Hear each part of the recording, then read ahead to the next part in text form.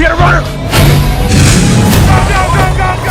Hollywood box অফিসে বড়সড় পরিবর্তন। 5 সপ্তাহ ধরে রাজত্ব করা জেমস ক্যামেরনের অ্যাভাটার ফায়ার অ্যান্ড অ্যাশকে টপকে গেল ক্রিস প্র্যাটের নতুন সায়েন্স ফিকশন থ্রিলার মার্সি। কিন্তু প্রশ্ন হলো, এই জয় কি সত্যিই বড় সাফল্য, নাকি আবহাওয়া আর দর্শক প্রতিক্রিয়ায় বলছে ভিন্ন কিছু? ক্রিস প্র্যাট অভিনীত মার্সি উত্তর আমেরিকায় মুক্তির প্রথম সপ্তাহেই আয় করেছে $11.2 মিলিয়ন। এই আয়ের মাধ্যমেই ছবিটি 5 সপ্তাহ ধরে শীর্ষে থাকা অ্যাভাটার 3কে সরিয়ে প্রথম স্থানে উঠে আসে। তবে সংখ্যাটা শুনতে ভালো লাগলেও ইন্ডাস্ট্রির হিসেবে এটাকে মাঝারি শুরু বলেই ধরা হচ্ছে। এবার আসি আসল টুইস্টে। টেক্সাস থেকে মেন মোট 37টি রাজ্যে প্রচণ্ড তুষারঝড়, শীতের সতর্কতায় অনেক থিয়েটার বন্ধ।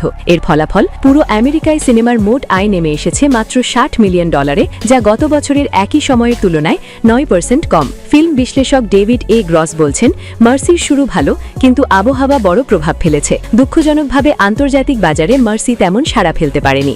80টি দেশে আয় $11.6 মিলিয়ন, মোট বিশ্বব্যাপী আয় $22.8 মিলিয়ন।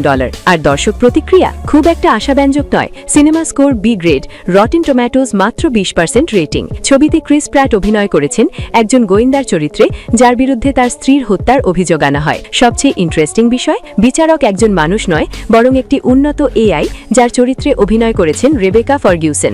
আইডিয়াটা ইউনিক হলেও গল্পের এক্সিকিউশন দর্শকদের পুরোপুরি টানতে পারেনি। মার্সি হচ্ছে অ্যামাজন MGM এর 2026 সালের প্রথম বড় মুক্তি। এই ছবির পরেই আসছে রায়ান গসলিং এর Hail Mary, Masters of the Universe, আর কলিন হুভারের উপন্যাস অবলম্বনে ভেরিটি। সব মিলিয়ে সামনে বড় পরিকল্পনা আছে স্টুডিওটির। অ্যাভাটার 3 6 সপ্তাহ শীর্ষে থাকার পর এবার নেমে এসেছে দ্বিতীয় স্থানে। ডিজনির জুটোপিয়া 2 নবম সপ্তাহে আয় করেছে $5.7 মিলিয়ন।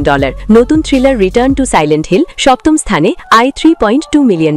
অস্কার মনোনীত মার্টি সুপ্রিম ও হ্যামনেট সীমিত মুক্তিতে ভালো ব্যবসা করছে। সব মিলিয়ে বলা যায়, মার্সি অ্যাভাটারকে হারালেও দর্শক মন জয় করতে এখনো অনেক পথ বাকি। Officer down! Stay with me,